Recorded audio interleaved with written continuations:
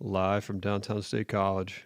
Welcome into the Landon Tangwall live pre-game call-in show. We are downtown State College on a cozy fall, almost winterish afternoon here. Ladies and gentlemen, thank you for joining me today. Penn State at Michigan State, 3:30 p.m.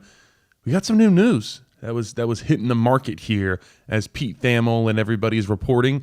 First off, Mike Elko, Texas A&M's head coach, has re-signed.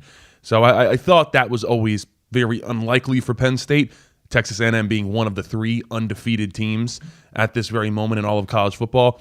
And the only thing that was really even keeping him at all in play was that he had not re-signed. And the word on the street was that A&M had the offer on the table and he still was not taking it.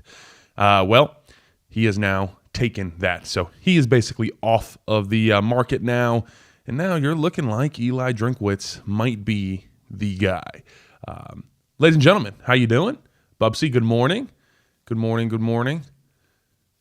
Tron, what is up, what is up? Thank you guys for joining us. Nick, my guy, what is up? Land Grant Trophy is on the line today in East Lansing.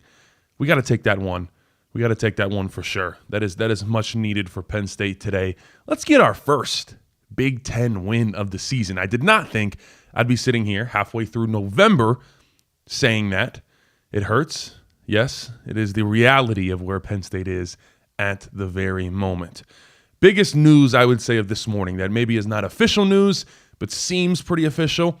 Whenever Pete Thamel and ESPN say that a coach and a school are, either beginning talks or very close in talks, to me, that generally means it's going to happen soon. And that is what Pete Thamel said about James Franklin and Virginia Tech, said they are in the early stages of conversations of James Franklin being Virginia Tech's next head coach. If you have been not living under a rock, you know that that is not true, that it's not early stages. Early stages was 3 weeks ago. It seems as though in the next couple days would be my guess that James Franklin will be announced as the Virginia Tech head coach. So we'll get into that. I will have a video out on that explaining kind of the ripple effects, like how is that going to impact Penn State? And there are some recruiting things, what type of coaches, players, all of that is going to be taken with him. So it's going to be interesting to watch. Nick said, have you held the trophy, the Land Grant Trophy? I have, not in 2021. I went out there in 2021. It was a snowstorm. If you guys remember that game, they were actually throwing snowballs at us. I remember that. And we tried to get the cops to stop them, but they couldn't stop because there was so much snow up in the stands because it was snowing as the game started.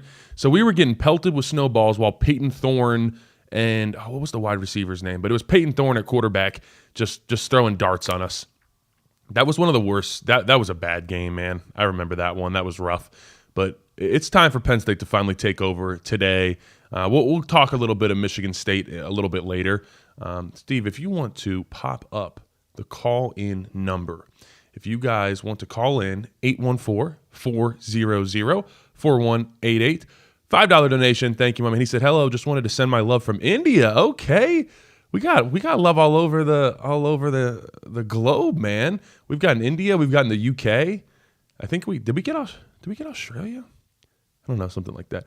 Miss Sarah Jane, how are you doing today? I'm good. How are you? Doing well. Thanks for coming in, joining us. Nice tracksuit. Thanks. Yeah, little throwback, little 90s kid. It's a good tracksuit weather kind of day. It is a crisp fall day here in State College. So we're having a good time. Hopefully, like I said, it's time to get this first win for Penn State. Last night, it was announced. We were talking about some big announcements. ESPN, Disney and YouTube TV finally came to an agreement, and that hurts me. That hurts me because, yes, I'm very happy because I was a YouTube TV subscriber as of the start of this season. But Thursday night, Miss Sarah and I were out at, where did we go? Last night? No, Thursday night. Oh, Flower and Stone. Flower and Stone. If you're in State College, really good spot. And then what was the place next door with the live jazz music? Pine Grove Hall. Pine Grove Hall. So it's like 10 Trying minutes. To culture him. Yeah, she's doing well. It was like 10 minutes away from downtown, I guess I'd say. But it's really cool. But so we were sitting there, had a few drinks, and we say, hey, let's just pull the trigger on getting ESPN Plus. So it comes with Hulu, comes with Disney Plus. And we said, you know what? This isn't going to be resolved anytime soon. We're still seeing reports that they're far apart, YouTube TV and Disney. So I say, hey, we'll pull the trigger on just getting it. So we're not gonna miss any more game day. I got to see Pat McAfee take his shirt off. Pause. I want to see tonight. I want to see Texas and Georgia. And then last night, 9 p.m., something like that, the news breaks that YouTube TV will now carry ESPN again. So down $30, but, maybe we'll keep it. Disney Plus, I don't know. I hate Disney, but Disney Plus does have good stuff on it. So Yeah, Disney's kind of annoying. But yeah, they're really annoying. They got the good stuff. I'm not They're a watching it. need. Yeah, I'm not watching any of the new stuff, but I'll watch the old good, the good stuff for sure. Let me know today. Are you cheering for Pitt or Notre Dame? I think most people, that's tough. A lot of people hate Notre Dame, especially if you're tuning in from like Scranton area. You might go Pitt with that answer. I'm curious. Let me know in the chat. Are you Pitt or Notre Dame for this big noon kickoff? Well, not big noon kickoff, but it is, big time noon kickoff. Notre Dame for me. Lion Scarf, thank you so much for the donation. If you had to put odds on Bo return, what would it be? 350 plus. I'd like to think that it's almost certain that if Drink came back, if Drink came here, there's no way Bo couldn't come back with him. Some people have said just bring Matt Zollers, who was a highly rated quarterback from PA that he was able to lure out to Missouri. But you got to bring Bo back for one more go-around with the team he grew up with. I would love to see Bo back in the blue and white. We got a caller. What is your name? Where are you calling from? Hey, Landon, this is John from Minneapolis calling. Been listening all season, first-time caller. My man, what's up? What's your question? Hey, well, first off, just say I think the show's been the most enjoyable part of the season. Unfortunately, overall, but fortunately for you, I think you're doing a great job, so appreciate it, man. My question is, so I heard some conversation about, the next head coach taking a Big Ten job versus an SEC job. And one of the perks of that maybe being with I think it's one less conference game than the SEC has, maybe a easier path to the playoff. And as I reflect on the Franklin tenure, I think one of the things that I was frustrated by is Franklin always seemed kind of perturbed with like the Pitt matchup, the Auburn matchup, and seemed like he just wanted to play Villanova 3 times in the out of conference, which, I love college football. I like to see, big games. I enjoy that. It's a big part of the experience for me. So just wanted to get your take on kind of balancing that. Like, yeah, you want a reasonable path to get to the playoff, but also, what are you looking for in the next coach in the program with having some more fun, having some better matchups in the out of conference schedule? I'll hang up and listen. Again, appreciate the show. Doing great work. Thanks so much, brother. Appreciate the call. Yes, I think there's a lot to dive in here with that question. So number one, how it's working now is the SEC and the ACC. They both play 8 conference games. I think the ACC is staying at 8. SEC is now next year, 2026, going to start to play 9 conference games, just like the Big Ten does. And the reason why, the SEC, some people say it's a little bit deeper. Some people say that, Vanderbilt and Rutgers are on the same level. I don't know. You can throw whatever teams you want. I do think the SEC is deeper in a sense of their middle of the pack teams are better than the Big Ten middle of the pack. I would agree with that. So the thought process is that's maybe why some teams want to get out of the SEC. If you're an Eli Drinkwitz, that, okay, I want to come to the Big Ten instead of my extra game being Alabama, and that's probably an extra loss for me, or throw whatever SEC team you want in there.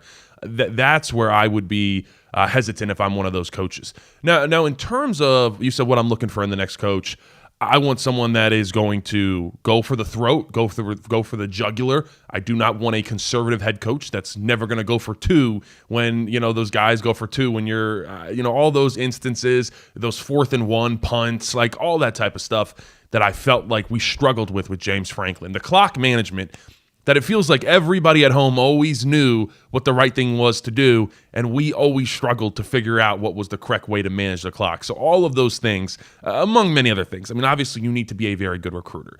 I think everything is leaning towards Eli Drinkwitz. Now, this is an interesting conversation. When it pertains to playing those easy out-of-conference games for those first 3 games, it's going to depend on what happens with the college football playoff format.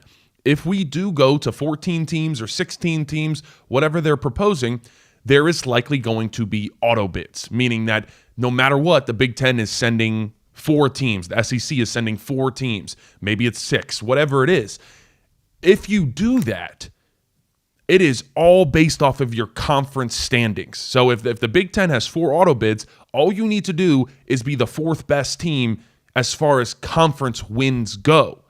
So what is thought is going to happen when this new college football playoff format comes into play with the auto bids is there is going to be Big Ten and SEC crossover games to start the year, because it sucks that they'd be low stake, but they really wouldn't matter that much in terms of getting to the college football playoffs, because you only need to be the 4th best team in your conference if you're in the SEC or the Big Ten. So losing, if Georgia comes up to State College in week 1, yeah, that's a huge game, but how much effect does it have on Penn State's college football playoff outlook? I would say virtually zero, because of, like I said, it's all about your conference wins at that point. So that is something I'm sure I will cover that as we, in the offseason, as we do get official word. But it's looking like it's going to be 14 or 16 team playoff, and there will be auto bids. So that's something real. That's something to look forward to. And that has already been talked about, that there is going to be Big Ten and SEC crossovers because the sport needs more money. And Penn State playing Georgia generates a whole heck of a lot more money than Penn State playing Villanova. So I would expect to see more of that. And I just think it makes teams better when they do get into conference play. So that's something I'd be on the lookout for. We got a caller. Oh, lost him. We were close. Give a call back if we missed you. Cornwall, there he is. He said, thanks for the donation. Always got to read Cornwall's chat before I just read it. Landon, you handsome devil. Do you think when we fired James Franklin, it created a ripple effect where multiple coaches started turning into James Franklin? You can never, you got to love Cornwall, man. It's amazing. Thank you for the donation, man. There still is some James Franklin looming, as we saw with the clock management last week. We got a caller. What is your name? Where are you calling from? Hey, this is Northeast Boomer. Oh, there he is. How you doing, LT? My man, what is up? So, just a couple of things. I'm so sick and freaking tired of having everybody, talk down to Penn State higher. It's number 3 or 4. Penn State is number 1. And I'll give you a couple of reasons. And it got me thinking last week. I don't know if you saw Deni Dennis Sutton plant freaking Mendoza in the beginning of the game. He freaking smoked him. It almost looked like the hit that you had out there on Jeff Brom. And, that lit me up. I come right out of my seat. I'm dropping F-bombs. You're fucking right. That's what we want. And then I got thinking. Beaver Stadium is the number 1 most. I've been to all the other stadiums but a couple. Our stadium is one of the most impressive stadiums for another team to come in. And you're a little past Joe Paterno. But back in the Joe Paterno days, we won with hard-ass defense. And when you look at that stadium and you look at all the cars, it's intimidating. You bring a team into that stadium and they get their hind ends kicked, whether we win or lose, that's what we want in a head coach. You lit me up with Brom. You lit me back up with Manny. That Jeff Brom video, if nobody's watched it, they need to go back and see it.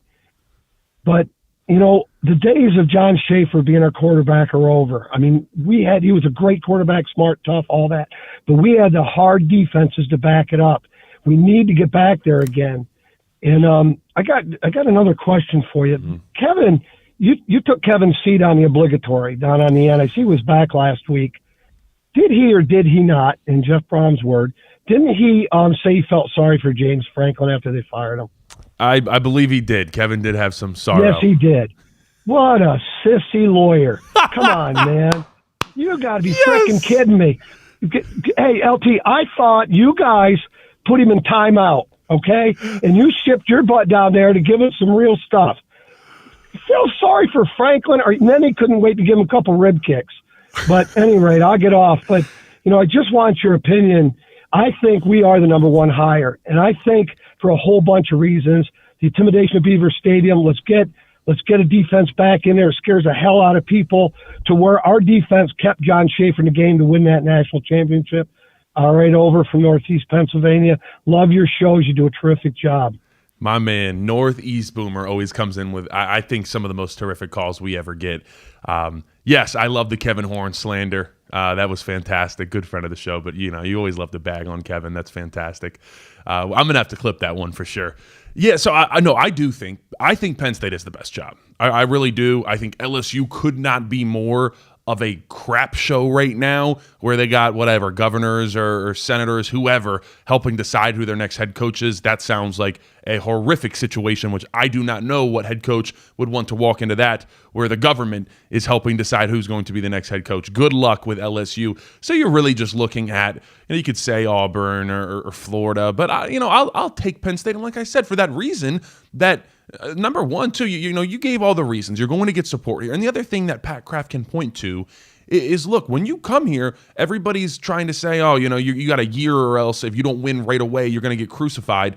That's not even true, because you look how many chances James Franklin had. That's why I was dumbfounded when On3 and company are putting out articles, patience is dead in college football, and Penn State proved it.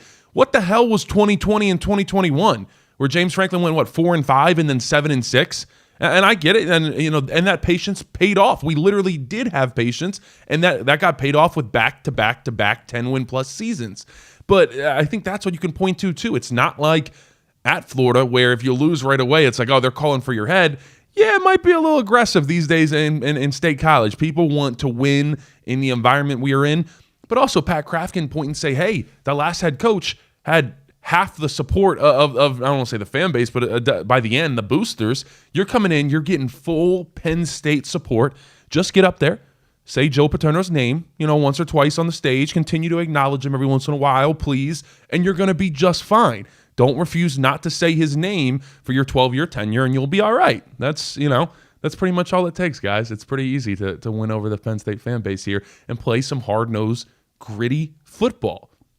So I don't know. I think Jeff Brom with his, he had his loss last night. That was a tough one to Clemson. I still think that Clemson team was very similar to Penn State in the sense of they were talented. They just could not figure it all the way out. But I don't know. I mean, it really does feel like Drinkwitz is the far and away leader. You see we have the odds on the bottom per whatever the hell Kalashi is. It's the only place I believe in the United States that you can actually spend U.S. currency to bet on who's going to be the next coach. But Drinkwitz is far and away the leader right now. So we're obviously going to keep an eye on that, and we will give you updates as that all comes. Real quick, today's show is brought to you by Anti-Fragile. There is the Anti-Fragile Cake Can, baby. Make sure you check them out over on Calder Way. Fantastic cheesesteaks, better beer, all of it. In the mornings, they have their breakfast steaks, so make sure you guys go check them out. Great stuff. We have a caller. What is your name? Where are you calling from? My name is Zach, and I'm calling from New Jersey. What's up, brother? What's your question?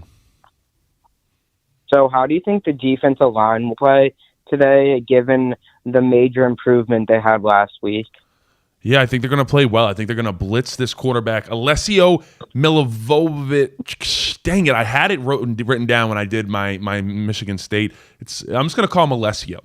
Alessio versus Minnesota was sacked 9 times in their last game with 27 pressures. So Penn State has been getting a hell of a lot of pressures on Indiana and against Iowa, but they have just struggled to actually finish those off for sacks. They finished off a couple of them against Mendoza, but there was multiple times where they were hitting Mendoza as he threw the ball, and it got out. And part of that was just because Mendoza is one of the best quarterbacks in college football. But Penn State needs to finish these off today. I think Penn State does get their first Big Ten win. This is a team that is inferior as far as talent goes. And like I said, that offensive line up front for Michigan State is not good at all. Oh, Common said, Landon, it's Kalshi. Okay, Kalshi.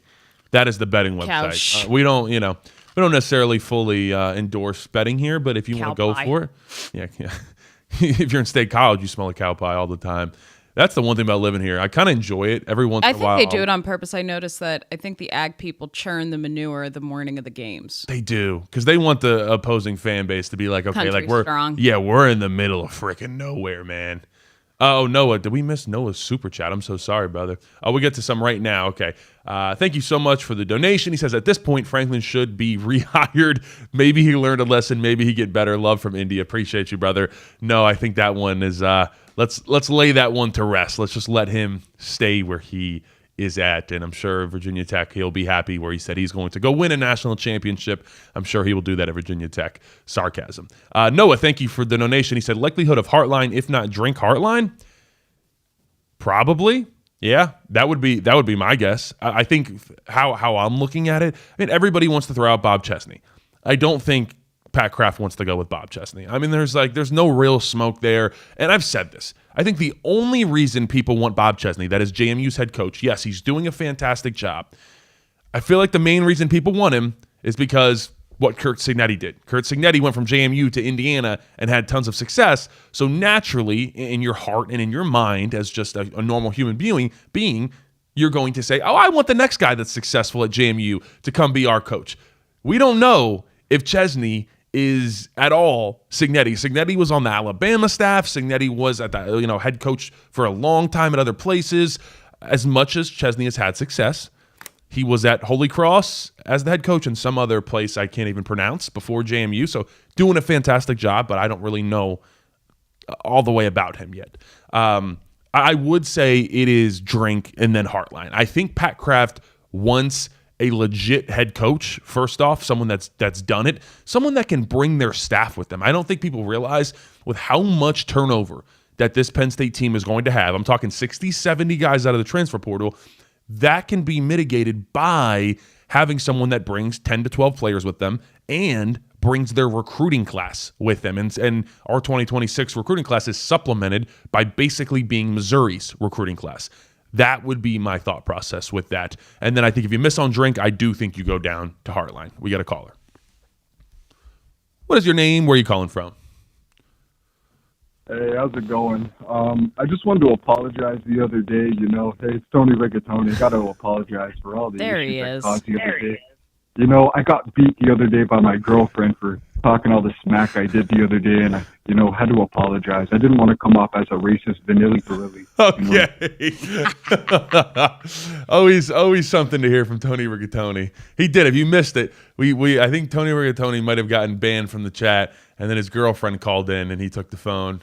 It's impressive dedication, I will tell you. Well, what set him off was because you had the nerve to say he was from New Jersey just because he was Italian. Oh, that's right. Sopranos. We watched a lot of Sopranos. It was a hasty assumption. We got a caller. What is your name? Where are you calling from? Yo, Steven from Philly, calling again. How excited are you and Sarah for Franklin's first 1-0 tweet at Virginia Tech?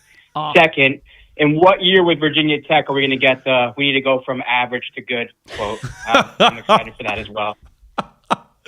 That's fantastic. He encapsulated my brain right there. Yes, the 1-0 tweet's going to be glorious.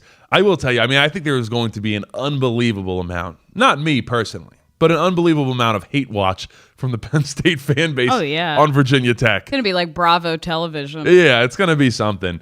Do we think he's going to do a 1-0 tweet, or do you think he'll switch it up a little bit? No. I think he'll do the same thing. I don't think he'll. Do you think he'll take all of his slogans? Must. Yeah, I think he will. I'm curious. I'm sure he'll take like the core values and stuff. I will say his faculty, students, staff, and fans. Oh boy, here we go. We need you. VT. Yep, we're definitely getting all of that. I'm curious. I'm curious to see like how he's going to do there. It's good for him. He's, as he said, we're going to go win a national championship. Right. You're not going to do that at Virginia Tech.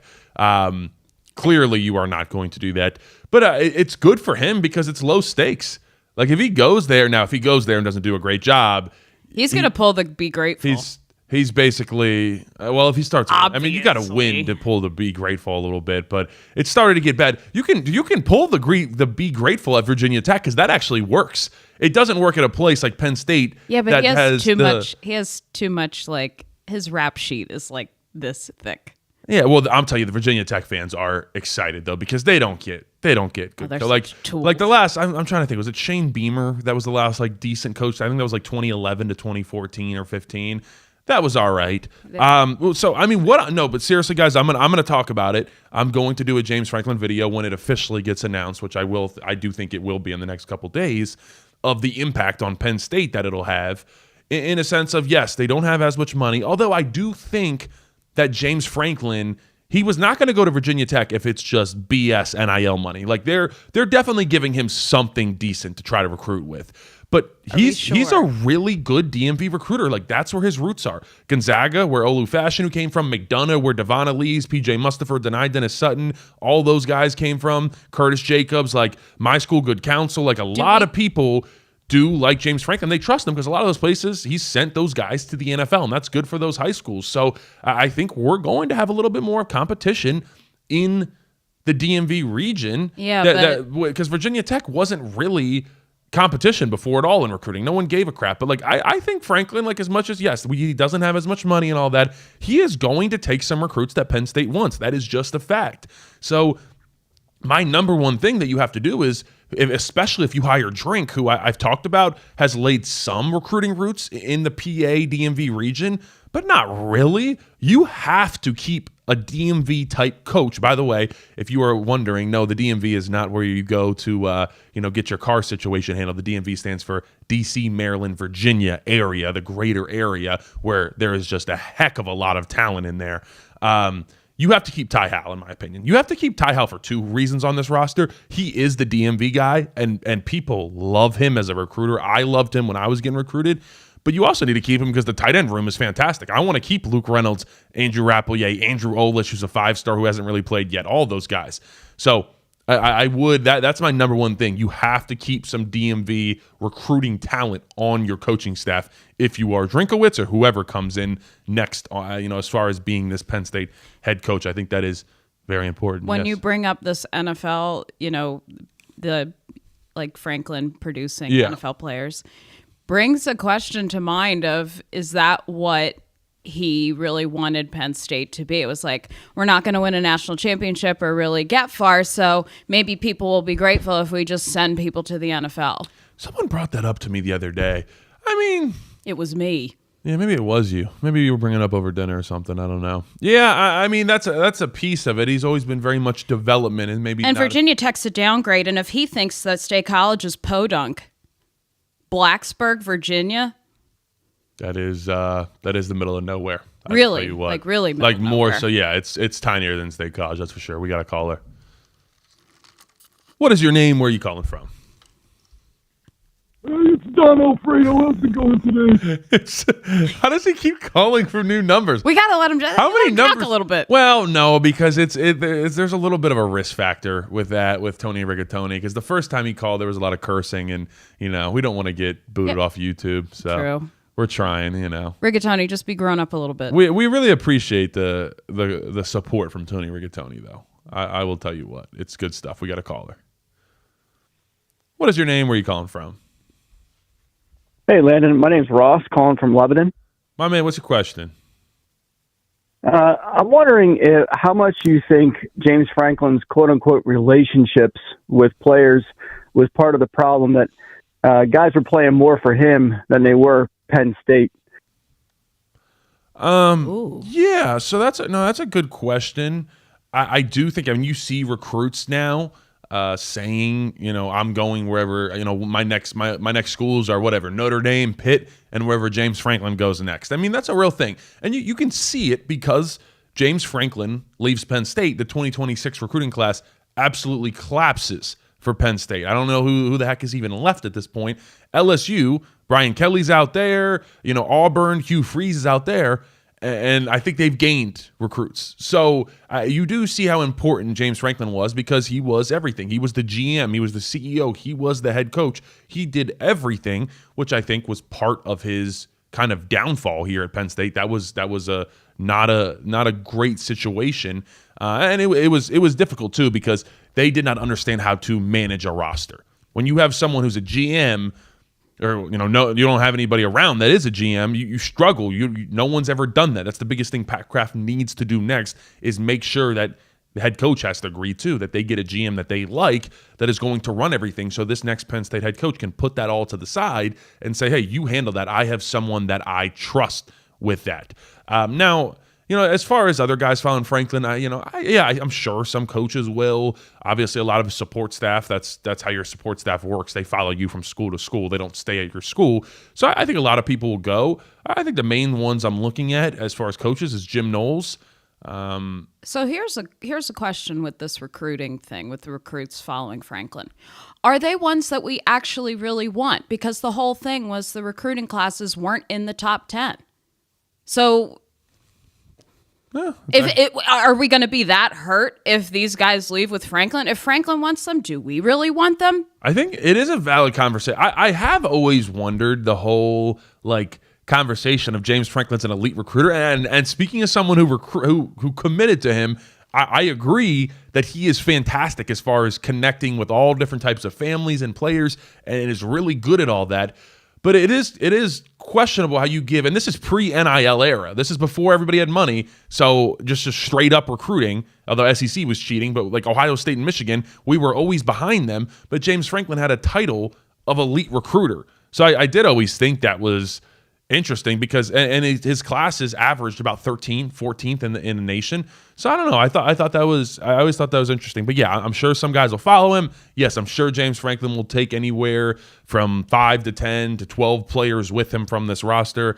I don't think it'll be any super big time guys if I had to guess. I mean, it also depends who comes in next. Like it really does. And they'll have about 5 days before guys can enter the transfer portal. I believe that's how it works. So when you're right now, nobody on this Penn State roster can officially enter the transfer portal. Let's say we hire tomorrow. Let's just say, Pat Fitzgerald for shits and giggles because Pat Fitzgerald was going across the screen. Oh, you said a dirty word. I did.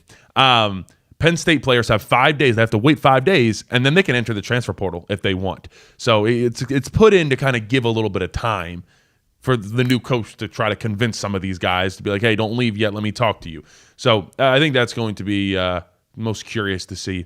Someone said there's rumors that Michigan and USC won out of the Big Ten. Well, that's good for them. He's talking about the whole private equity and all that stuff that's going on. One thing, a rumor that I will tell you I've heard about Michigan.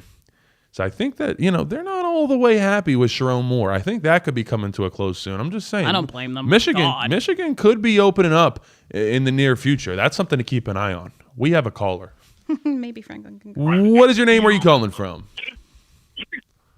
Hey, Landon. It's JB from Columbus, actually. I'm a Penn Stater in Columbus, unfortunately. Wow. Crazy. Can you explain the draw of Eli Drinkwitz to me over, somebody like Manny Diaz, who was already at Penn State, or Heartline? Seem to be more like national recruiters. You just mentioned with Franklin going to VT, you're going to have more competition in that DMV area, kind of, regional recruiting. I don't understand how somebody like Drinkwitz makes more sense than, guys who have proven they can do it on the national level. Yeah, so I think you look at it, I tend to agree with you. Like if I'm looking at its base and I'm saying Drinkwitz or Heartline, I kind of lean Heartline. But Heartline is regarded as the best recruiter, bar none. Like head coach, any position, whatever, he's the best. I think it's and he has ties to DMV, everything. I truly do believe a piece of Pat Kraft is that he wants a head coach. He wants someone that's been a head coach. So I get the Manny Diaz thing, and also he's been here. And I think if you hire Manny Diaz, your retention rate, especially if your defense, stays a lot higher. And you keep, for sure, no doubt, if you hire Manny Diaz, Tony Rojas, Amari Campbell, bunch of guys stay. Now, what's interesting with the Drinkwitz thing, like I said, I think this is the biggest thing. Penn State it is a real fact that I am looking, in my opinion, I'm looking at 60 to 70 guys out of the transfer portal for Penn State. And so I think with that, like I said, if you go Heartline, he might bring a couple guys with him. I don't know how much of the staff he could bring with him. Maybe he could bring a Tyler Bowen. Maybe he could bring Billy Fessler, their quarterback coach. Maybe. I don't know how much of that team wants to follow him. Could he bring a couple recruits? I just feel like it's probably half of what Drinkwitz could bring from Missouri. But, I mean, that's a real piece because if you just flop in 2026 and you're just a full-on transfer portal team, and I don't mean transfer portal bringing 12 guys with this new head coach, like the new head coach is bringing 12 guys with him like Kurt Signetti did. I mean, he's bringing 2 guys with him, 3 guys with him, and it's an entirely new team. And with Brian Hartline, you got to build that staff. There is so much more of a staff to build for Hartline than there is if Drinkwitz comes in, because Drinkwitz is going to bring most of his Missouri staff with him. So I think that's another piece to kind of factor into this thing is that, you need to win somewhat quickly here at Penn State. And if it is a true full-on transfer portal classic rebuild that North Carolina and Colorado tried to do, that could be kind of tough. You want to bring someone that is able to bring their, mantra, the Kurt Signetti blueprint. That's really what most teams are trying to just replicate at their places. And so I think that is why Kraft is probably starting to push his chips to the middle of the table on Eli Drinkwitz, just because he's got more of that foundation built up. Real quick, before we start to wrap this thing up today, Michigan State, Penn State, it's time for the boys to get their first win. I think we will continue to throw the football down the field. I sure hope so. Terry Smith said it's going to happen. Just keep Kotonicki. If he starts calling the horizontal air raid, as our friend producer Jesse has called it, turn his mic off, turn his headset off, and just please let Ethan Gronkmeyer call his own plays at that point. Because when we push the football down the field, it's fun. And Ethan Gronkmeyer, it looks like he's loose and actually getting to play football. So continue to do that. I think we will have over 5 sacks today with this defense. And I think the boys will have some fun. And let's pick up that 200-pound trophy, the land-grant trophy, and let's ride out of there with our first Big Ten win. Let's get 3 wins, and then let's talk about this bowl prep stuff. I don't know. It's going to be interesting to see. I know it's going to make the season a little bit longer, folks. What's interesting is I said personally, I'm like, I would want to opt out of the bowl game. But an interesting fact about that is, if there is not enough Big Ten teams to go to all these bowl games, like if Penn State wants to opt out and there's no other 6-win or more teams to take our place, we have to go. Like contractually, we have to go. So if there is someone, is that going to change with the way NIL is now and how all these kids will opt out to play in bowl games? I don't know. I don't think they can even put that in the because that's technically pay for play, and you can't do pay for play still. They need to get over this. Yeah, it's so ridiculous. They have to figure all that out. So yeah, no blizzards today. No blizzards from the Penn State offense. I hope, Terry, if you're listening to this, if he starts doing it, just gag and bound him. There we go. Sarah told you. We will take one last caller, ladies and gentlemen. What is your name? Where are you calling from? Hey, my name's Sam. So there's rumors that Michigan and USC want out of the Big Ten. What's your opinion on that? Yeah, I mean, I don't think it matters. They're going to stay in the Big Ten. They can't go independent. You can't just randomly go independent. It's worked for Notre Dame because they've held that their entire time, and they obviously have the NBC contract. But they're not going to go join like the ACC, and they're surely not going to join the SEC. Michigan was in the Big Ten from the jump. Yeah, so no, nothing's going to happen. Nothing's going to happen there. They might be very mad about the private equity stuff, and if that does go through, that's going to suck for them. I am curious as to why Ohio State is in on that. I don't know, and Penn State. Everybody needs money now. I think, listen, everybody is not as rich as it seems. That is what I will leave you all with. I hope you guys all enjoy the games today. Pitt, Notre Dame. Go enjoy that one. We got some really good matchups. Obviously, Penn State, some good SEC ones as well. But we will be back after Penn State, Michigan State when that clock hits 000. Come on back here to the Landon Tengwall Show. We will talk all about it. You can give me calls, and we will go over the entire game. Appreciate you guys joining us today. Thank you again to Anti-Fragile Brewing Company for sponsoring us. Make sure you check them out. Calder Way, downtown State College. Get their beer, get their cheesesteaks. Best spot in town. Thank you guys so much for tuning in. Like, comment, subscribe. Peace.